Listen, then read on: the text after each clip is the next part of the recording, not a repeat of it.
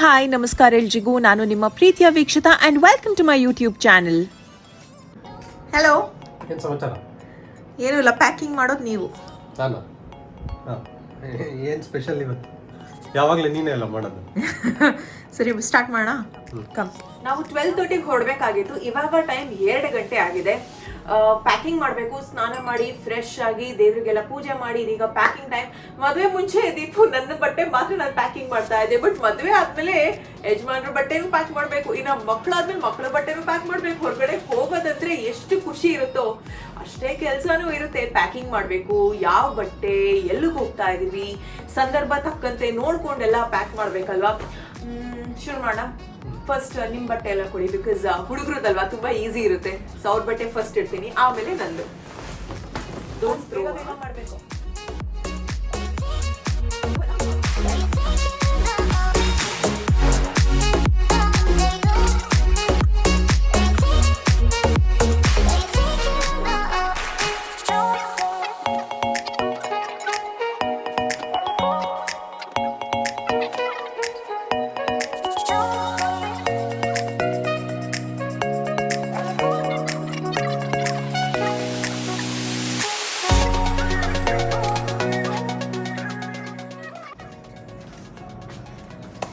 Packing ಹೇಗಿದ್ರು ಆಯಿತು. ನಾನು ಬೇಗನೆ ಪ್ಯಾಕಿಂಗ್ ಮಾಡ್ತೀನಿ. ಇದೀಗ ನಾನು ರೆಡಿ ಆಗಬೇಕು, ಅದಕ್ಕೆ ಸ್ವಲ್ಪ ಟೈಮ್ ತಗೋತೀನಿ. ಆ್ಯಂಡ್ ಇಂಡಿಯನ್ ಔಟ್ಫಿಟ್ ಹಾಕೊಂಡಿದ್ದೀನಿ ಇವತ್ತು. ಯಾಕೆ ಅಂದರೆ ನಾವು ಹೋಗ್ತಾ ಇರೋದು ರಾಜ್ಯೋತ್ಸವಕ್ಕೆ. ಕರ್ನಾಟಕ ರಾಜ್ಯೋತ್ಸವ ದುಬೈಯಲ್ಲಿ ಆಗ್ತಾ ಇದೆ. ಸೊ ಹಾಗಾಗಿ ಚೆನ್ನಾಗಿರುವಂಥ ಇಂಡಿಯನ್ ಔಟ್ಫಿಟ್ ಹಾಕಿದ್ದೀನಿ. ನನ್ನ ಫುಲ್ ಔಟ್ಫಿಟ್ ನಾನು ನಿಮಗೆ ಖಂಡಿತವಾಗ್ಲೂ ತೋರಿಸ್ತೀನಿ. ಬಟ್ ಇವಾಗ ಮೋಸ್ಟ್ ಇಂಪಾರ್ಟೆಂಟ್ಲಿ ರೆಡಿ ಆಗಬೇಕು. ಆ್ಯಂಡ್ ಹಸುವಾಗ್ತಿದೆ. ದೀಪು ಬಂತ? ಓಕೆ. ಹೊಟ್ಟೆಗೆ ಏನಾದರೂ ತಿನ್ನಬೇಕು, ಅದ್ರ ಜೊತೆಗೆ ನಾವು ರೆಡಿ ಕೂಡ ಆಗಬೇಕು. ಏನಿವತ್ತು ವಿದೌಟ್ ಇಂಟ್ರೋ ವಿಡಿಯೋ ಸ್ಟಾರ್ಟ್ ಆಯಿತು ಅಂತ ಯೋಚನೆ ಮಾಡೋರಿಗೆ, ಎಸ್, ಇವತ್ತು ನಾವು ಟ್ರಾವೆಲ್ ಮಾಡ್ತಾ ಇದ್ದೀವಿ. ಅಲ್ಲೇ ನಮ್ಮ ಊರಿಂದ ದುಬೈಗೆ ಹೊರಟಿದ್ದೀವಿ. ಯಾಕೆ ಹೊರಟಿದ್ದೀವಿ, ಏನು ಕತೆ ಅಂತ ಕಂಪ್ಲೀಟ್ ವಿಡಿಯೋ ನೋಡಿದಾಗ ನಿಮಗೆ ಗೊತ್ತಾಗುತ್ತೆ. ಹುಡುಗರು ಯಾವತ್ತೂ ಲೇಟಾಗಿ ರೆಡಿ ಆಗೋದಲ್ಲ. ಹುಡುಗಿರಿಗೆ ಹೇಗಿದ್ರು ಅರ್ಧ ಗಂಟೆ 1 ಗಂಟೆ ಬೇಕು. ಲಾಸ್ಟ್ ಮಿನಿಟಿಗೆ ನಾವು ಹೋಗಿ ರೆಡಿ ಆಗ್ಬೋದು ಅಂತ ನನ್ನ ಹಸ್ಬೆಂಡ್ ಆರಾಮದಲ್ಲಿ ಕೂತಿದ್ದಾರೆ. ಮೀನ್ ವೆಲ್ ನಾನು ಫಟಾಫಟ್ ಮೇಕಪ್ ಮಾಡ್ತಾ ಇದ್ದೀನಿ ಇವತ್ತು.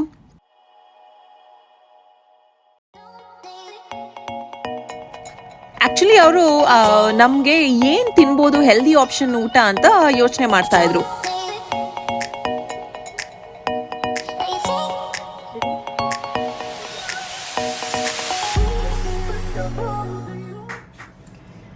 ಮೇಕಪ್ ಆಯ್ತು. ಇದೀಗ ನಾನು ಹೇರ್ ಸೆಟ್ ಮಾಡಬೇಕು. ಹೊಟ್ಟೆ ತುಂಬ ಹಸಿತಾ ಇದೆ. ತಿನ್ಬಿಟ್ಟು ಓಡ್ ಹೋಗೋದು, because super late. Deepu come.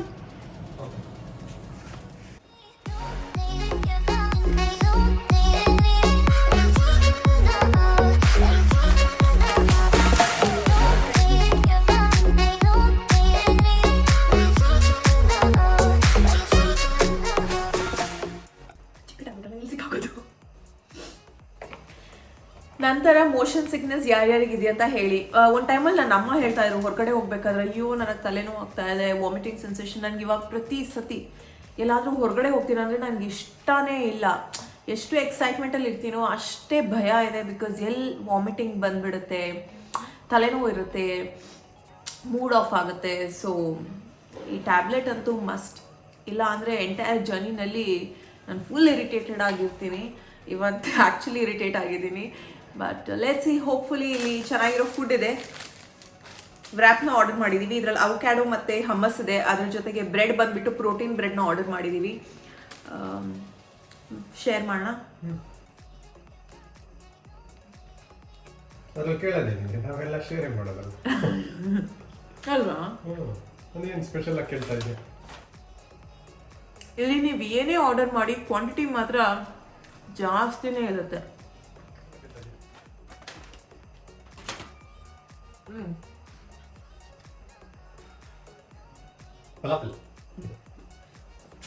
Very healthy.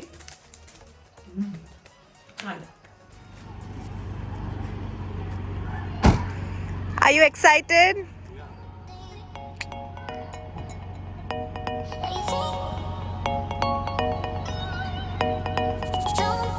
ಅಲೇನಿಂದ ದುಬೈಗೆ ಹೋಗುವಂಥ ದಾರಿ ಎಷ್ಟು ಸುಂದರವಾಗಿದೆ ನೋಡಿ.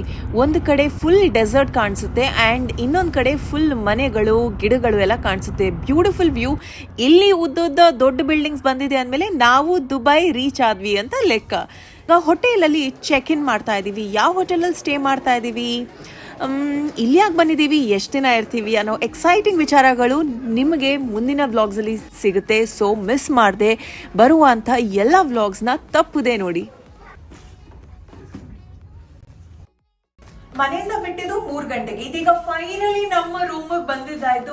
ಬ್ಯೂಟಿಫುಲ್ ಆಗಿದೆ. ನಾವ್ ಇಲ್ಲಿ ತನಕ 5 ಸ್ಟಾರ್ ಹೋಟೆಲ್ಸ್ಗೆ ಹೋಗಿದ್ರಲ್ಲಿ ಇದರ ರೂಮ್ ಕಾನ್ಸೆಪ್ಟ್ ತುಂಬಾನೇ ಡಿಫ್ರೆಂಟ್ ಆಗಿದೆ. ಹಾಗೆ ಇದು ತುಂಬಾನೇ ಹೊಸ 5 ಸ್ಟಾರ್ ಹೋಟೆಲ್, ಗ್ರ್ಯಾಂಡ್ ಕಾಸ್ಮೋಪಾಲಿಟನ್ ಅಂತ, ಅಂಡ್ ತುಂಬಾನೇ ಚೆನ್ನಾಗಿರುವಂತ ರಿವ್ಯೂಸ್ ಇದ್ದು. ಸೊ ಅದನ್ನ ನೋಡ್ಬಿಟ್ಟು ನಾವು ಸೂಕ್ಷ್ಮತೆಯಿಂದ ಸೆಲೆಕ್ಟ್ ಮಾಡಿರೋದ್ರಿಂದ ಸೂಪರ್ ಆಗಿದೆ ಅಂತಾನೆ ಹೇಳ್ಬೋದು. ಬಟ್ ರೂಮ್ ಹೇಗಿದೆ ಅದರ ಎಕ್ಸೈಟ್ಮೆಂಟ್ ನಿಮಗಿರ್ಬೋದು. ನೆಕ್ಸ್ಟ್ ವ್ಲಾಗ್ ಅಲ್ಲಿ ಈ ರೂಮ್ ಹೇಗಿದೆ, ನಾವಿರುವಂತ ರೂಮ್, ಈ ಹೋಟೆಲ್ ಅಲ್ಲಿ ಯಾವ್ಯಾವ ಫೆಸಿಲಿಟೀಸ್ ಇದೆ, ನಾವ್ ಯಾವ ರೀತಿ ಎಂಜಾಯ್ ಮಾಡಿದ್ವಿ, ಅದು ಪ್ರತಿಯೊಂದು ಡೀಟೇಲ್ಸ್ ಅಂತ ತಿಳಿಸ್ತೀನಿ. ಬಟ್ ಸದ್ಯಕ್ಕೆ ಲೇಟ್ ಆಗಿದೆ. ಲೆಟ್ಸ್ ಗೋ ದೀಪು, ಟೆಂಪಲ್ಗೆ ಹೋಗೋಣ ಫಸ್ಟ್, ಆಮೇಲೆ ಅದಕ್ಕೆ ಹೋಗೋಣ ಕಲ್ಚರಲ್ ಫೆಸ್ಟ್ಗೆ. ನನ್ನ ಔಟ್ಫಿಟ್ ತೋರಿಸ್ಬೇಕು ಅಂತ ಆಸೆ ಇತ್ತು. ಸೊ ಈ ಔಟ್ಫಿಟ್ ನ ಹಾಕಿದ್ದೀನಿ.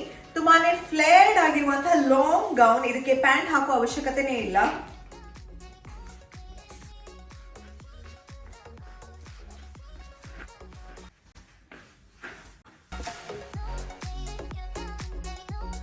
ಸೈಡ್ ಅಲ್ಲಿ ಈ ತರ ಬ್ಯೂಟಿಫುಲ್ ನಾಳ ಇದೆ, ಲಟ್ಕನ್ ಅಂತ ಹೇಳ್ತೀವಲ್ಲ. ಅಂಡ್ ಅದಕ್ಕೆ ಒಂದು ಚೆನ್ನಾಗಿರುವಂತ ಜುಮ್ಕಾ ಪೇರ್ ಮಾಡಿದೀನಿ. ಅಷ್ಟೇ, ವೆರಿ ಸಿಂಪಲ್ ಲುಕ್.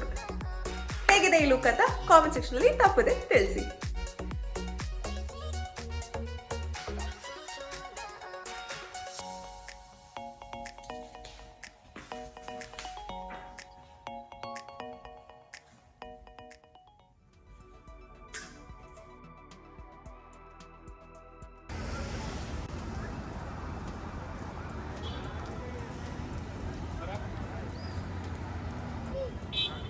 UAE-ನಲ್ಲಿ ಒಂದೇ ಕಡೆ ಟೆಂಪಲ್ ಇರೋದು, ಅದು ಇರೋದು ನಮ್ಮ ದುಬೈಯಲ್ಲಿ, ಬರ್ ದುಬೈ ಅಂತ ಹೇಳ್ತೀವಿ, ಅಂದ್ರೆ ಓಲ್ಡ್ ದುಬೈಯಲ್ಲಿ.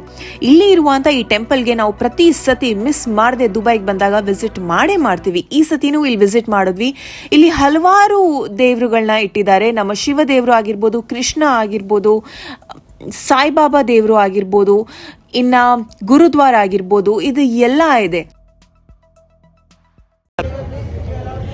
ಇಲ್ಲಿ ಬಂದಿದ ತಕ್ಷಣ ಒಂಥರ ಖುಷಿ ಫೀಲಿಂಗ್, ತುಂಬಾನೇ ಖುಷಿ ಅನ್ನಿಸ್ತಾ ಇದೆ. ಎನಿವೇಸ್ ಒಳಗಡೆ ವಿಡಿಯೋ ಮಾಡಬಾರ್ದು, ಸೊ ಸುಮ್ಮನೆ ಹೋಗ್ತೀವಿ ಆ್ಯಂಡ್ ಆಮೇಲೆ ಸಿಗ್ತೀವಿ. ಓಕೆ, ತಗೊಳ್ಳಿ, ಹತ್ತಿರಂ ಕೊಡಿ. ಊರಲ್ಲಿ ಹೇಗೆ ಹಣ್ಣು ಕಾಯಿ ತಗೋತೀವಿ ಪೂಜೆಗೆ, ಇದು ಅದೇ ರೀತಿ ಪೂಜೆ ಮಾಡೋದಕ್ಕಂತ ನಾವು ತಗೊಂಡಿರೋದಿಲ್ಲಿ. ಇದನ್ನ ಸೆಟ್ ಮಾಡಿ ರೆಡಿ ಮಾಡಿರ್ತಾರೆ. ಆ್ಯಂಡ್ ಇವಾಗ ನೀವೇನು ನೋಡ್ತಾ ಇದ್ದೀರಾ, ಇಲ್ಲಿ ಜನರು ಲೈನಲ್ಲಿ ಹೋಗ್ತಾ ಇದ್ದಾರಲ್ಲ ಮೇಲ್ಗಡೆ, ಅಲ್ಲಿಂದನೇ ದೇವಸ್ಥಾನ ಶುರುವಾಗೋದು. ವಿಧ ವಿಧ ರೀತಿಯ ಎಲ್ರಿಗೂ ಪ್ರೀತಿ ಪಡುವಂತ ದೇವರುಗಳನ್ನ ಇಲ್ಲಿಟ್ಟಿದ್ದಾರೆ.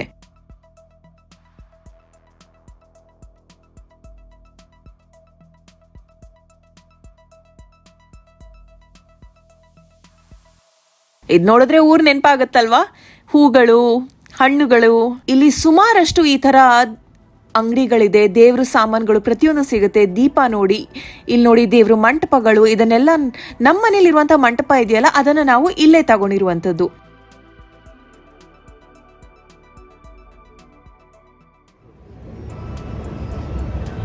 ತುಂಬ ಖುಷಿ ಆಯಿತು, ಮನ್ಸಿಗೆ ನೆಮ್ಮದಿ ಆಯಿತು.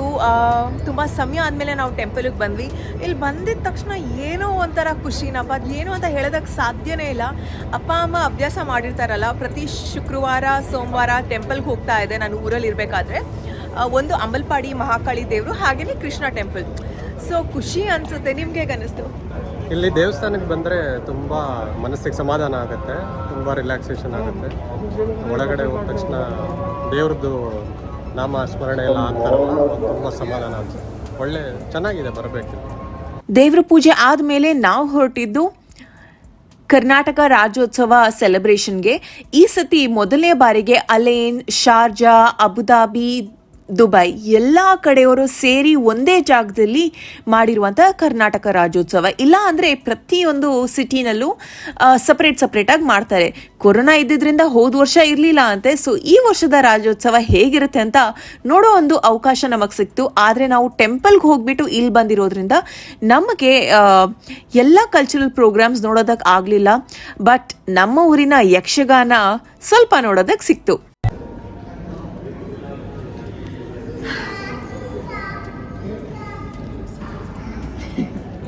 ಫೈನಲಿ ನಾವು ಅಂದ್ಕೊಂಡಿದ್ದ ಕೆಲಸ ಎಲ್ಲ ಆಗಿಬಿಟ್ಟು ಇವಾಗ ಮನೆಗೆ ಬಂದಿದ್ದೀವಿ. ಅಂದರೆ ನಾವಿರುವಂಥ ಹೋಟೆಲ್ಗೆ ಬಂದಿದ್ದೀವಿ.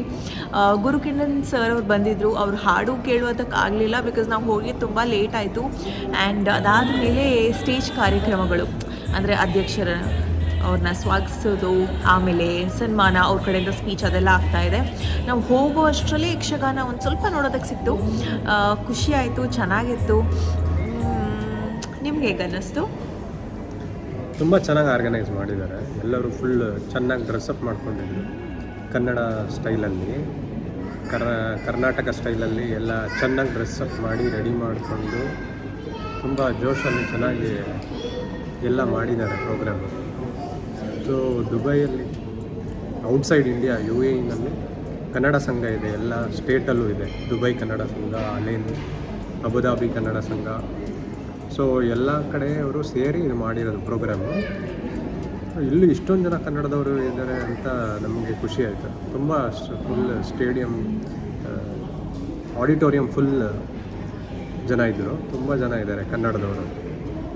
ಸೊ ನಾವು ಕನ್ನಡದವರಾಗಿ ಕರ್ನಾಟಕದಲ್ಲಷ್ಟೇ ಅಲ್ಲ, ಹೊರಗಡೆ ಬಂದಾಗಲೂ ಈ ಥರ ಕನ್ನಡ ಪ್ರೋಗ್ರಾಮ್ಸ್ ಎಲ್ಲ ಪಾರ್ಟಿಸಿಪೇಟ್ ಮಾಡಿ ಎಲ್ಲ ಖುಷಿ ಪಡಬೇಕು. ಮತ್ತು ನಾವು ಇಲ್ಲಿ ಬಂದ್ರೂ ಈಗ ಮನೇಲೆಲ್ಲ ಕನ್ನಡನೇ ಮಾತಾಡೋದು. ಮತ್ತು ನಮ್ಮ ಹಾಸ್ಪಿಟಲಲ್ಲೂ ತುಂಬ ಜನ ಕರ್ನಾಟಕದವರು ಇದ್ದಾರೆ, ಎಲ್ಲರ ಜೊತೆ ಕನ್ನಡದಲ್ಲೇ ಮಾತಾಡೋದು. ಸೊ ನಮಗೆ ಒಂಥರ ಊರಲ್ಲೇ ಇರೋ ಥರನೇ ಫೀಲಿಂಗು. ನಮ್ಮ ಹಾಸ್ಪಿಟಲ್ ಅಂತೂ ಬೇಸಿಕಲಿ ಕರ್ನಾಟಕದವ್ರದ್ದೇ ಮುಂಚೆಯಿಂದ. ಸೊ ಇಲ್ಲಿನೂ ಹೊರಗಡೆ ಇದ್ರೂ ಅಷ್ಟು ಫೀಲ್ ಆಗಲ್ಲ ನಮಗೆ, ಅಂದರೆ ಬೇರೆ ಭಾಷೆ ಆ ಥರ. ಯಾಕಂದರೆ ತುಂಬ ಜನ ಕನ್ನಡದವರು ಇದ್ದಾರೆ. Yes, so true.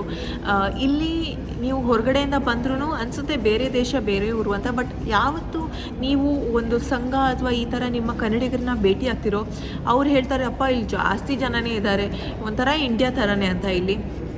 ಸೊ ಖುಷಿ ಆಯಿತು. ಇವತ್ತು ಹೋಗ್ತಾ ಇದು ನಮ್ಮ ಮೊದಲೇ ಹೆಜ್ಜೆ ಅಲ್ವಾ. ಹೋಗ್ತಾ ಜಾಸ್ತಿ ಜನರನ್ನ ಮೀಟ್ ಮಾಡ್ತೀವಿ, ಜಾಸ್ತಿ ಜನರ ಪರಿಚಯ ಆಗುತ್ತೆ, ನಮ್ಮದೇ ಆದಂಥ ದೊಡ್ಡ ಕನ್ನಡದ ಕುಟುಂಬ ಆಗುತ್ತೆ. ಇನ್ನೊಂದು ವಿಷಯ ಏನಂದರೆ, ವೀಕ್ಷಿತ ಫ್ಯಾನ್ ಒಬ್ಬರು ಸಿಕ್ಕಿದ್ರು ಅಲ್ಲಿ, ಐಡೆಂಟಿಫೈ ಮಾಡಿಬಿಟ್ಟು ಬಂದ್ಬಿಟ್ಟು ಮಾತಾಡ್ಸಿದ್ರು.